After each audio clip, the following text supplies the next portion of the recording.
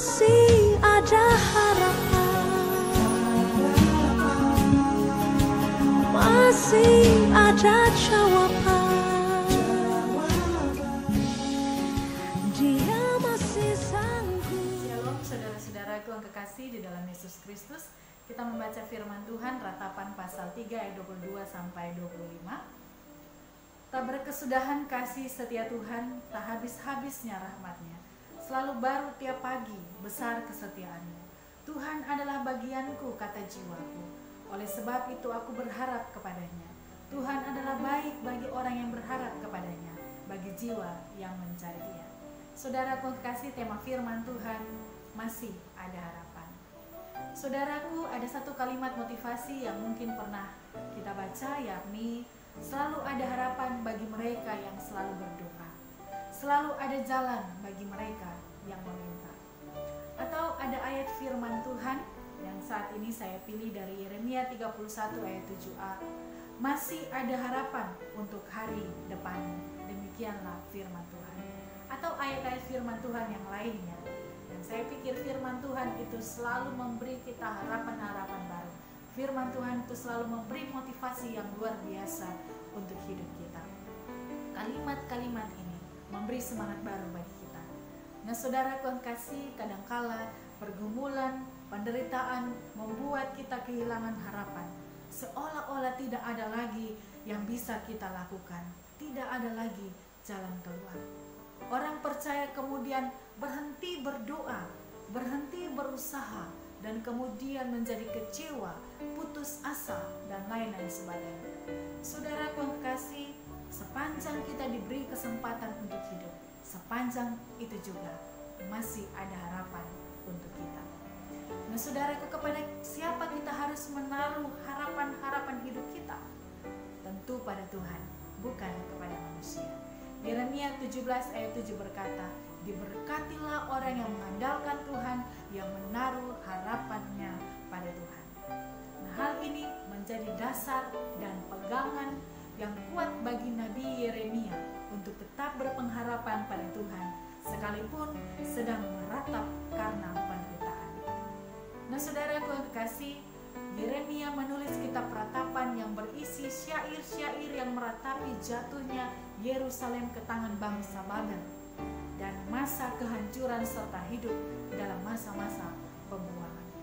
Yeremia menangis dan berkeluh kesah, tetapi bukan berarti dia kehilangan pengharapan. Kalau kita baca di ayat 1 sampai ayat yang ke-20 dari Ratapan pasal 3, syair-syair ini menunjukkan betapa beratnya penderitaan atau pergumulan Yeremia. Dia sampai tidak berdaya, tidak punya kekuatan. Sepertinya tidak ada lagi jalan keluar.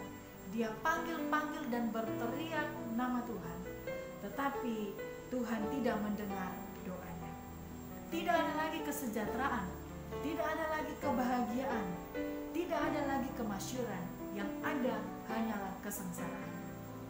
Ia merasa tertekan setiap kali mengingat penderitaan yang dialami. Tapi saudaraku, walaupun dalam kondisi yang tertekan, Yeremia mau memperhatikan hal lain yang lebih penting dari penderitaannya dan kemalangan yang dialami yang menimpa bangsanya. Cara pandangnya kemudian berubah. Fokus hidupnya bukan lagi pada penderitaan dan kemalangan, tetapi pada harapan yang sungguh pada Tuhan. Sekali lagi, fokus dari Yeremia bukan lagi pada penderitaan atau kemalangan yang dialami, tetapi pada harapannya yang sungguh pada Tuhan. Nah, saudaraku, sebagaimana Yeremia, maka kita pun bisa mengubah cara pandang kita yang tidak lagi berfokus pada penderitaan atau kemalangan hidup, tetapi pada pengharapan yang sungguh pada Tuhan. Nah, apa saja harapan kita? Ayat 22 sampai 25.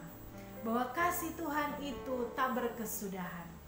Dia tidak pernah meninggalkan kita. Rahmat Tuhan tidak pernah habis-habisnya, bahkan selalu baru tiap pagi. Besar kesetiaannya. Nah, saudaraku, belas kasihannya dan pengampunannya selalu dinyatakan bagi orang percaya yang mau bertobat, yang mau berbalik kepadanya. Tuhan adalah bagianku. Dengan sungguh Nabi Yeremia, dengan sungguh kita adalah bagianku. Tuhan adalah baik bagi orang yang menaruh harapan-harapan padanya. Nah saudaraku yang kasih dalam Yesus Kristus, hanya Tuhan tempat kita menaruh harapan-harapan kita.